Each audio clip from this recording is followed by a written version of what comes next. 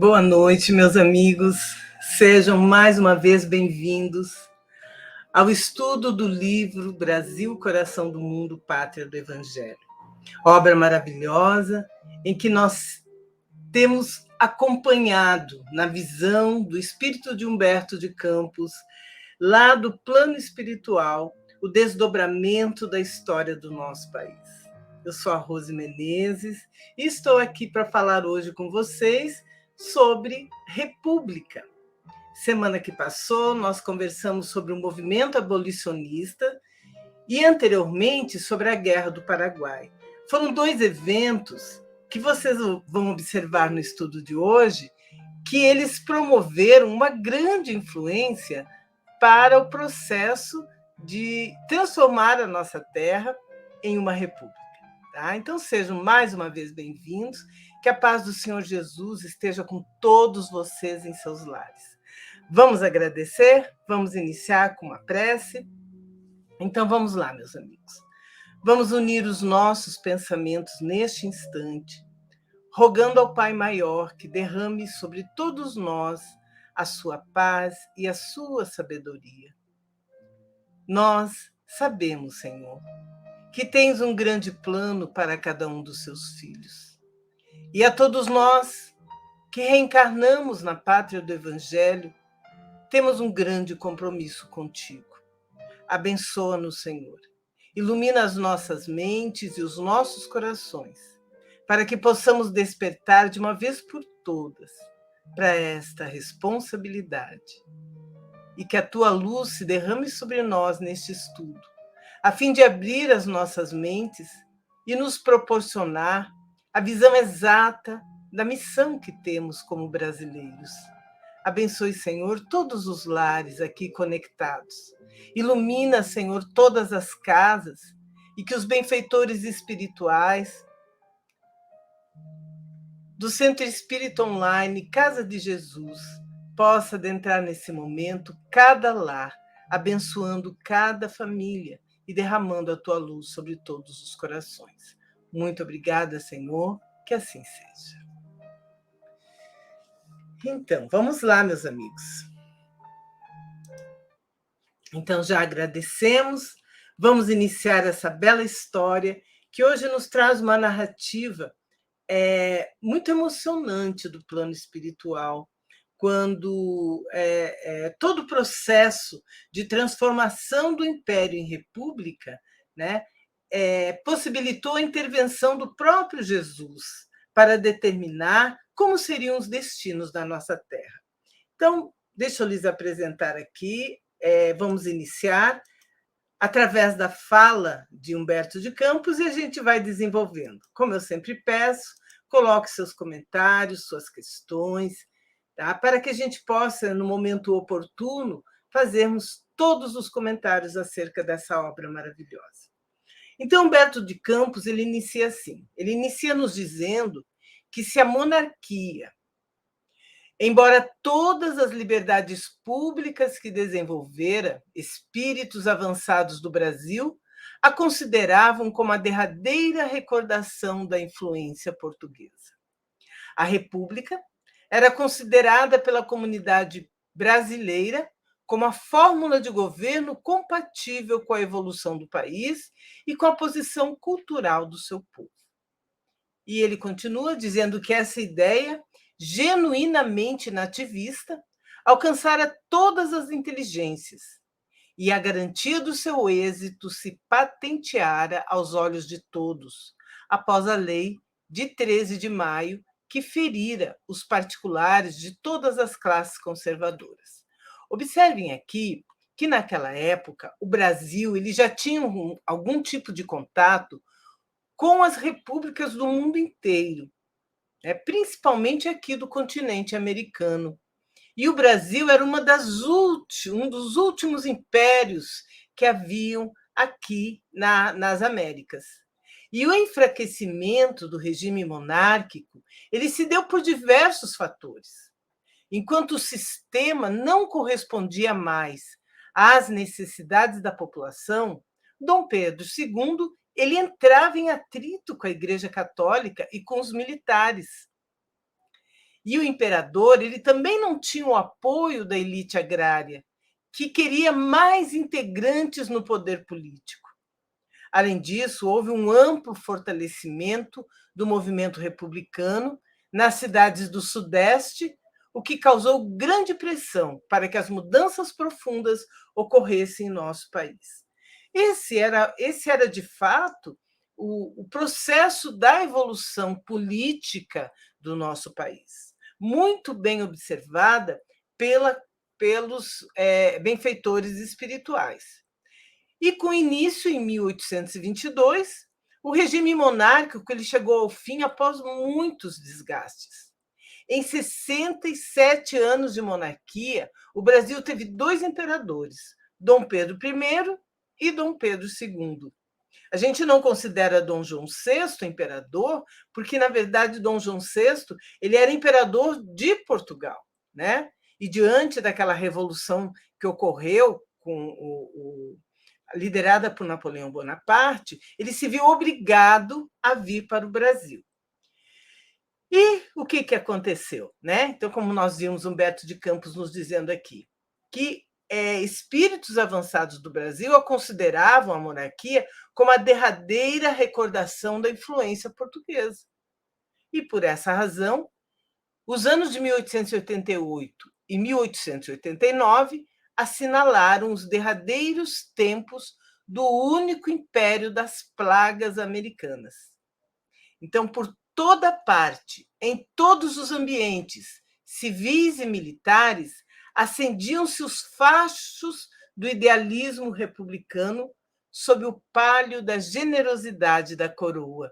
Ainda está nos colocando o querido Humberto de Campos. Então, os derradeiros tempos do único império aqui das Américas, tá?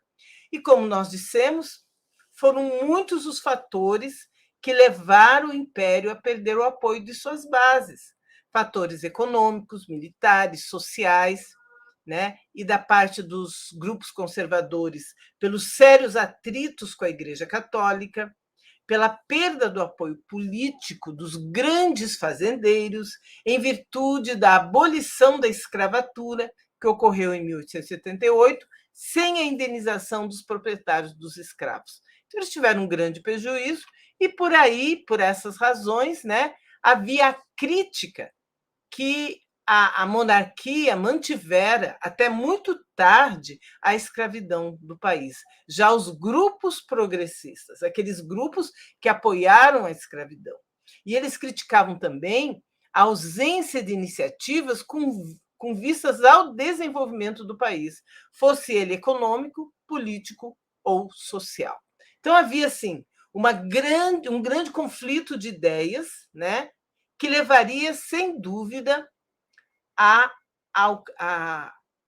queda da legitimidade imperial e a vir à tona a proposta republicana, que era percebida como significando o progresso social da nossa terra. E no mundo invisível, o que acontecia? No mundo invisível, reúne o Senhor as falanges benditas de Ismael e dos seus dedicados colaboradores. E enquanto as luzes tênues douravam o éter da imensidade, que se enfeitava de luminosas flores dos jardins do infinito, falou a sua voz como no crepúsculo admirável do Sermão da Montanha. Então, observem que, diante de todas essas crises políticas, sociais, econômicas, que o nosso país está vivendo, mais uma vez Jesus interferiu, reunindo a falange de Ismael para dar-lhes orientações de como seria, né, essa nova mudança que ocorreria em nosso país. Então, o que aconteceu? Veio a maioridade da pátria do Cruzeiro, tá? E Jesus falou da seguinte forma: irmãos, a pátria do Evangelho atinge agora a sua maioridade coletiva. Profundas transições assinalarão a sua existência social e política. Uma nação que alcança sua maioridade é a responsável, legítima e direta por todos os atos comuns que pratica no concerto dos povos do planeta. Necessário é separemos agora o organismo político do Brasil dos alvitres permanentes e constantes do mundo espiritual, para que todos os seus empreendimentos sejam devidamente valorizados. À maneira dos indivíduos, as pátrias têm igualmente direito à mais ampla liberdade de ação, uma vez atingido o plano dos seus raciocínios próprios. Então, eu achei tão interessante essa colocação, porque nos mostrou que o nosso país ele passou desde o princípio, né?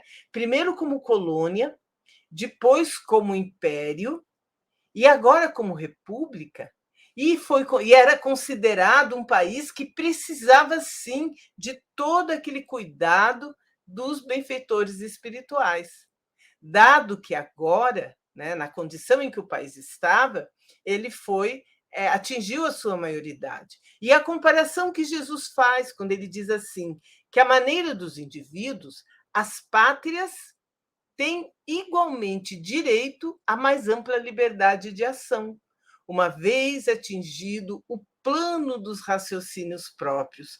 Ou seja, a nossa pátria atingiu a sua maioridade, aí já tinha liberdade, já tinha livre-arbítrio para decidir os seus destinos.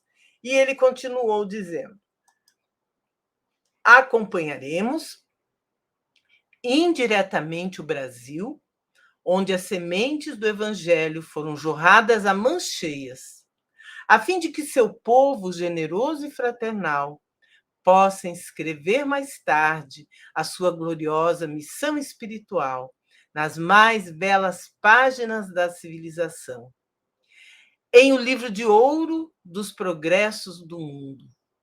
Seus votos evolutivos, no que se refere às instituições sociais e políticas, serão carinhosamente observados por nós, de maneira a não administrativas no plano tangível da matéria terrestre, mas como o reino do amor integral e da verdade pura.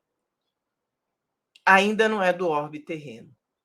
Urge reformemos também as nossas atividades, concentrando-as na obra espiritual da evangelização de todos os espíritos localizados na região do Cruzeiro.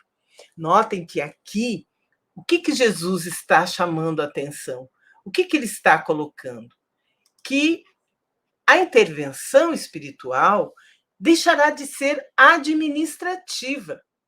Então, eles deixarão de influenciar nos destinos políticos e sociais do nosso país, mas, de qualquer forma, serão ainda observados pelo plano espiritual. E agora, o objetivo é reformarem as atividades do plano espiritual. E reformando essas atividades, eles haverão de se concentrar na obra espiritual da evangelização de todos os espíritos localizados na região do Cruzeiro. Então, mudou totalmente o objetivo da intervenção espiritual. Antes, eles estavam influenciando aqueles que comandavam o nosso país, né? De alguma forma, inspirando as decisões que eram adotadas para os destinos da nossa pátria. E no momento em que foi considerada a maioridade do Brasil, a missão, os planos de continuarem conduzindo a nossa terra se reformaram. Se reformaram e eles passaram a se concentrar na obra espiritual da evangelização. Olha que interessante. Mas ele continua, né? Continua da forma como Jesus estava colocando, ele continua dessa vez consolidando o templo de Ismael. O que ele nos diz? Consolidareis o templo de Ismael, para que do seu núcleo possam expandir-se por toda a extensão da pátria brasileira as claridades consoladoras da minha doutrina de redenção, de piedade e de misericórdia. Ensinareis aos meus novos discípulos encarnados a paciência e a serenidade, a humildade e o amor, a paz e a resignação, para que a luta seja vencida pela luz e pela verdade. Abrireis para a caravana do Evangelho que marcha ao longo dos caminhos da sombra a estrada da revolução interior, cujo objetivo único é a reforma de cada um, sob o fardo das provas, sem o recurso à indisciplina perante as leis estatuídas no mundo e sem o auxílio das armas homicidas. Outra revelação maravilhosa que nos foi dada foi a forma como Jesus consolidou a proteção espiritual em nosso país, determinando que aqui na terra do Brasil iria ocorrer o quê?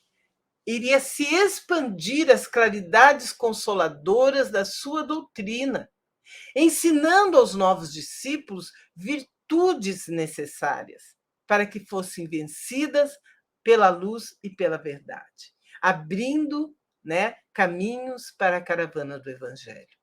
Então, ele determinou que aqui no Brasil o objetivo único seria a reforma de cada um sob o fardo das provas, sem o recurso à indisciplina perante as leis estatuídas no mundo e sem o auxílio das armas homicidas. Aqui está uma das principais características da nossa terra. O Brasil não é dado a guerras, nem guerras internas e nem se envolvendo com guerras em outro país. O Brasil promove sempre a paz, o entendimento. E isso a gente pode ver, nas ações da maioria dos seus governantes.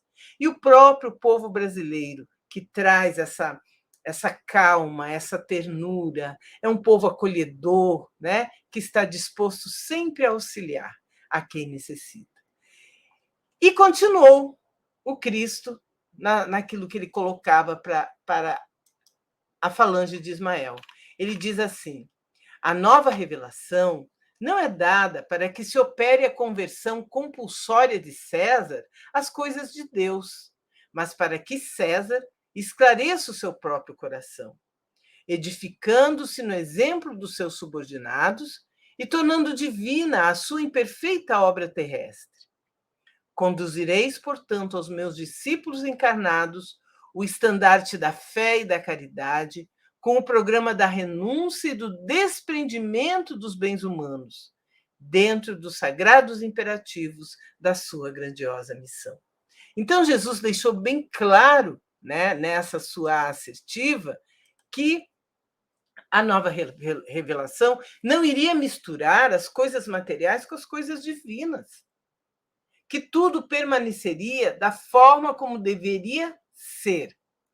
A diferença era que os discípulos encarnados seriam, sim, inspirados para a fé e para a caridade, com um programa de renúncia e do desprendimento dos bens humanos.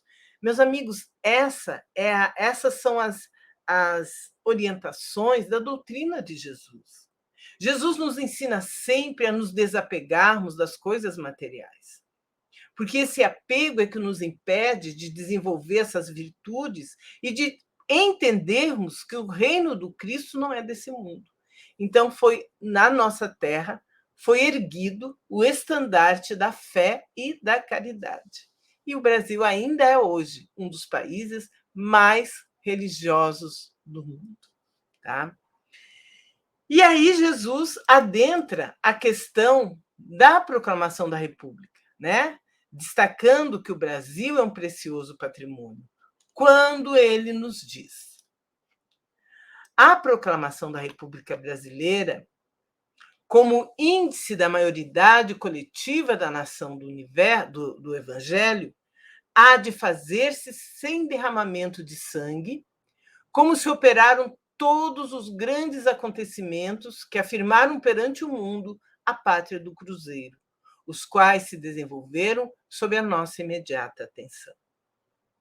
Doravante, o Brasil político será entregue à sua responsabilidade própria. As transições se realizarão acima de todos os cultos religiosos para que todas as conquistas se verifiquem fora de qualquer eiva de sectarismo. Os discípulos do Evangelho sofrerão certamente os efeitos dolorosos da borrasca em perspectiva. Estaremos, porém, a postos, sustentando o Brasil espiritual, que de hora em diante passará a ser o nosso precioso patrimônio. Articularemos todas as possibilidades e energias em favor do Evangelho, no país inteiro, e a obra de Ismael derramará as bênçãos fulgurantes do céu sobre todos os corações, na estrada de todos os felizes e de todos os tristes da terra. Tá? Então, mais uma determinação do Cristo que nós conseguimos perceber, sem dúvida, no nosso dia a dia, quando ele coloca, né, que o Brasil, atingindo a sua maioridade, passou a ser entregue à questão política, a ser entregue à sua responsabilidade própria. Porém, como o Brasil é considerado a pátria, coração do mundo e pátria do Evangelho, ele diz que todos nós, todos os que estão encarnados nesse país, sofrerão os efeitos dolorosos das borrascas em perspectiva, porque haveria ali uma grande mudança, né? Porém, a espiritualidade estaria a postos, sustentando o Brasil espiritual, que a partir daquele momento passava a ser um precioso patrimônio. E com isso, né, Jesus informa e garante que todas as possibilidades e energias em favor do país seriam articuladas, e a obra de Ismael derramaria as bênçãos fulgurantes do céu sobre todos os corações, na estrada de todos os felizes e de todos os tristes da terra. Então, o que Jesus determinou aí foi realmente o amparo, né? A presença, a providência divina amparando o nosso país e protegendo todas as ações que aqui ocorreriam e que envolveriam, sem sombra de dúvidas, né, os acontecimentos e a melhoria das pessoas que aqui residem. Tá? E aí ele coloca, finalizando a sua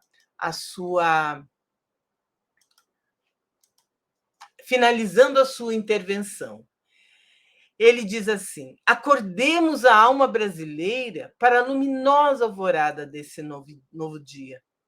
No capítulo das instituições humanas, os esforços que despendemos até agora estão mais ou menos encerrados.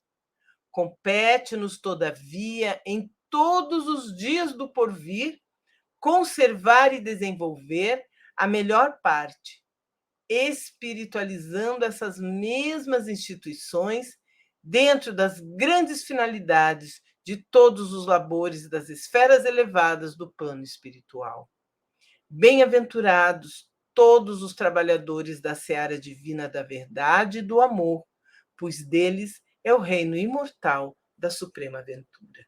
Tá? Então, isso realmente consola os nossos corações, porque a presença da falange de Ismael, orientada por Jesus, é, sem sombra de dúvidas, um grande fator de proteção para a nossa pátria brasileira.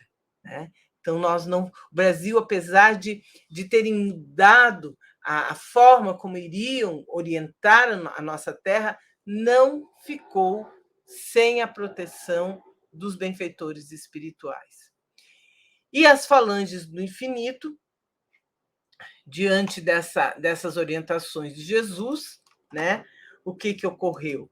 As falanges do infinito sob as bondosas determinações do Divino Mestre, começaram a preparar o último acontecimento político que se verificaria com seu amparo direto e que constituiria a proclamação da República. Tá?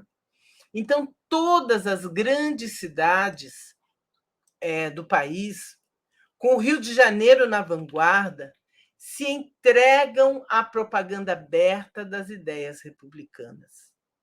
E interessante que, nessa época, os livros de história registram, o estado de Sergipe já havia proclamado a República, antes mesmo disso ocorrer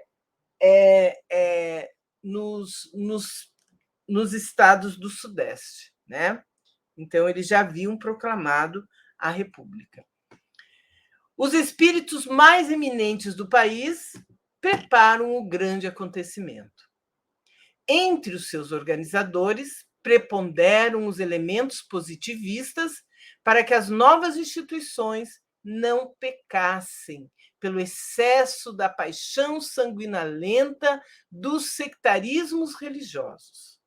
E a 15 de novembro de 1889, com a bandeira do novo regime nas mãos de Benjamin Constant, Quintino Bocaiúva, Lopes Trovão, Cerzedelo Correia, Rui Barbosa e toda uma pleiade de inteligências cultas e vigorosas, o Marechal Deodoro da Fonseca proclama inopinadamente no Rio de Janeiro a República dos Estados Unidos do Brasil. Tá? Então, observem que aqui se reuniram todas as inteligências cultas e vigorosas do nosso país para dar apoio à proclamação da República. Tá? Então, eles estavam realmente dispostos que essas ideias republicanas encontrassem espaço em nosso país. Aí a gente se pergunta por quê? Por que essas pessoas, como Rui Barbosa, Quintino Bocaiúva, Benjamin Constant, que eram, inclusive Marechal Deodoro da Fonseca, que eles eram muito próximos de Dom Pedro II. Na verdade, eles eram amigos de Dom Pedro II. Dom Pedro II nunca deixou de apoiá-los em todas as ações que eles empreendiam. Por quê? Que eles decidiram, né, declarar a proclamação da República e, dessa forma, claro que Dom Pedro teria que ir embora do país, né? Seria deportado de alguma forma. Então, o que houve nessa situação toda? O grande imperador ele recebeu a notícia com uma amarga surpresa. Ficou muito triste, com certeza, né? Deodoro, que era íntimo do seu coração e da sua casa, voltava-se agora contra suas mãos generosas e paternais. Todos os ambientes monárquicos pesam esse ato de ingratidão clamorosa, mas a verdade é que todos os republicanos eram amigos íntimos de Dom Pedro. Quem não lhe devia no Brasil o patrimônio de cultura e liberdade? Mas, de qualquer forma, os instantes de surpresa foram muito rápidos. O nobre monarca repeliu todas as sugestões que lhe foram oferecidas pelos espíritos apaixonados da coroa no sentido da reação. Inclusive, está registrado nos livros de história que Dom Pedro recebeu uma proposta de receber uma grande soma em dinheiro do Tesouro Nacional, né, quando foi proclamada a República, para que ele abandonasse a coroa. Só que Dom Pedro recusou, porque ele já havia mostrado para todos nós, desde que nós estamos estudando, o seu caráter, a força da sua personalidade, né? E, com certeza, né, confortado pelas luzes do alto, que o não abandonaram em toda a vida, Dom Pedro também não permitiu que se derramasse uma gota de sangue brasileiro no imprevisto acontecimento. Porque haviam aqueles que eram a favor e aqueles que eram contra a proclamação da República. E Dom Pedro não se colocou contra, de forma alguma, né? Ele preparou rapidamente sua retirada com a família imperial para a Europa, obedecendo às imposições dos revolucionários. E com lágrimas nos olhos, rejeita as elevadas somas de dinheiro que o Tesouro Nacional lhe oferece, para aceitar somente um travesseiro de terra do Brasil, a fim de que o amor da pátria do cruzeiro lhe santificasse a morte no seu exílio de saudade e pranto. Mas Jesus, consoante a sua promessa, lhe santificaria os cabelos brancos, e uma tranquila paciência caracterizou o seu inenarrável martírio moral. A intervenção da espiritualidade, que não permitiram que Dom Pedro se entristecesse, chorasse, né, entrasse num estado depressivo. Jesus estava lá, né, amparando-lhe, auxiliando, para que ele tivesse a sua dignidade no momento em que ele estava sendo deportado, no momento em que ele estava abandonando a sua vida no Brasil. E o grande imperador retirou-se do Brasil, deixando não um império perecível e transitório no mundo, mas uma família ilimitada, que hoje atinge a soma de quase 50 milhões de almas, naquela época, né? Na época em que Humberto de Campos havia narrado, porque a população brasileira já passou e muito, né? De 200 milhões de pessoas. E todos muito agradecidos ao tudo que Dom Pedro fez em nossa terra. E quando ele estava em Portugal, ele foi visitado pelo Visconde de Ouro Preto, no mesmo dia em que ele chegou à capital portuguesa. E o imperador lhe declarou com serena humildade: em suma, estou satisfeito. E referindo a sua deposição, acrescenta: fiz a minha carta de alforria. Agora posso ir aonde quiser. Olha a nobreza dele, né? E naqueles amargurados dias, o generoso velhinho se encontrava às vésperas do seu regresso à pátria da luz e da imortalidade. Notem que foram 67 anos de império em nosso Brasil. Dom Pedro II, ele ficou no nosso país criança, né? Quando seu pai, Dom Pedro I, renunciou e colocou Dom Pedro II como regente. Então, ele praticamente era brasileiro. Ele se criou no Brasil. Ele absorveu a cultura do nosso país.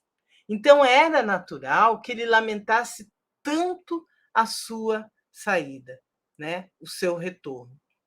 E no Brasil, iam ser continuadas as suas tradições de amor e de liberdade pelas forças militares, que a seu turno as entregariam aos grandes presidentes paulistas. Ou seja, a ânsia de liberdade em nosso país era tão grande, sempre foi tão grande, que as coisas continuavam naturalmente depois desses eventos. Lembram quando o Brasil era colônia e que se transformou em império, né? Houve todo um empenho para que o Brasil não voltasse a ser colônia, como era desejo de Portugal. O próprio Dom Pedro I se colocou à frente, levantou essa bandeira, né?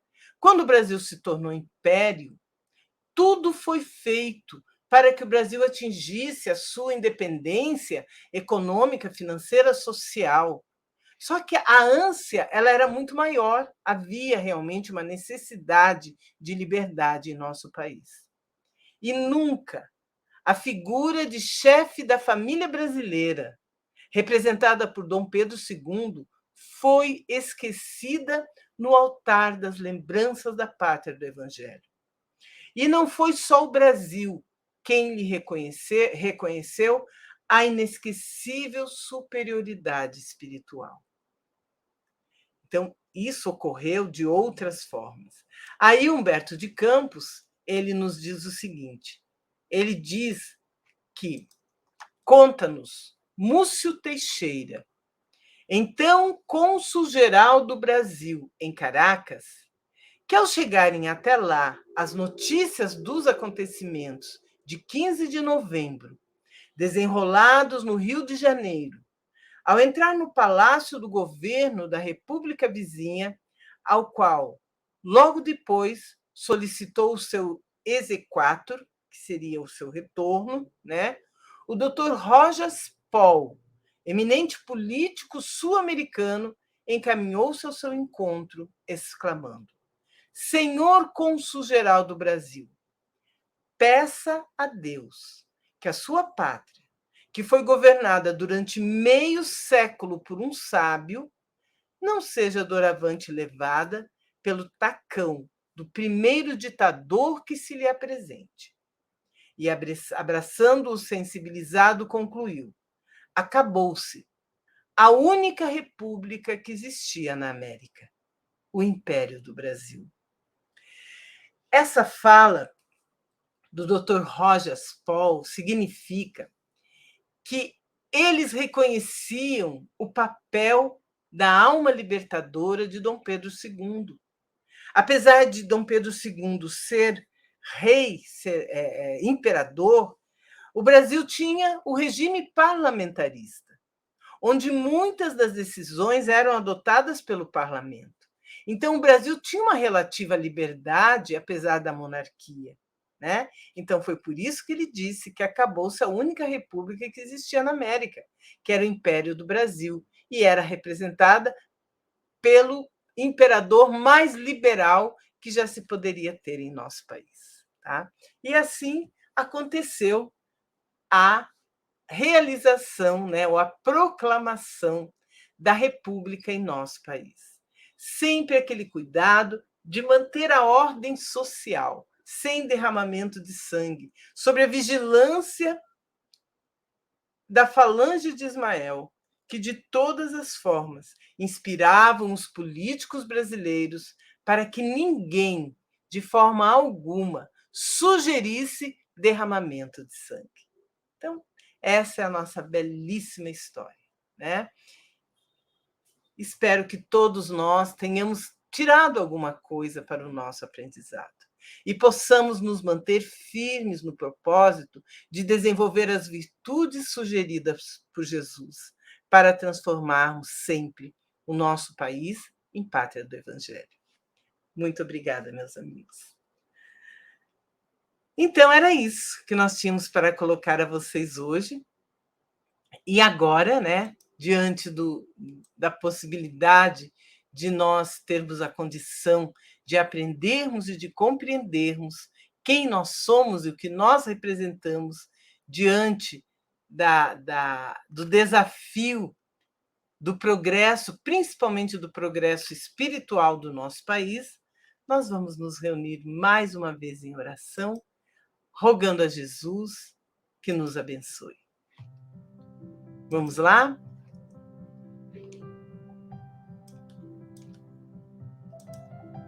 Então vamos lá, meus amados.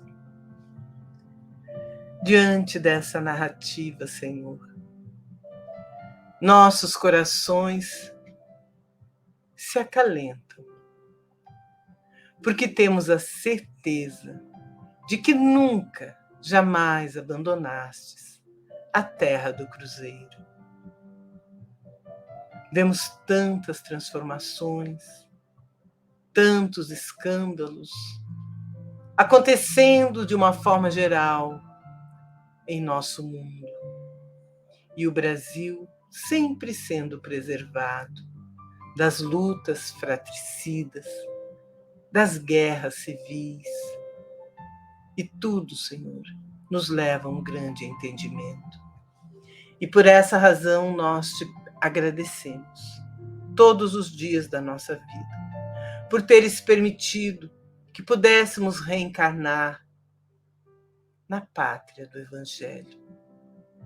Ensina-nos, Senhor, a encontrarmos a forma mais eficiente de desenvolver as virtudes que nos farão livres e que auxiliarão no nosso progresso.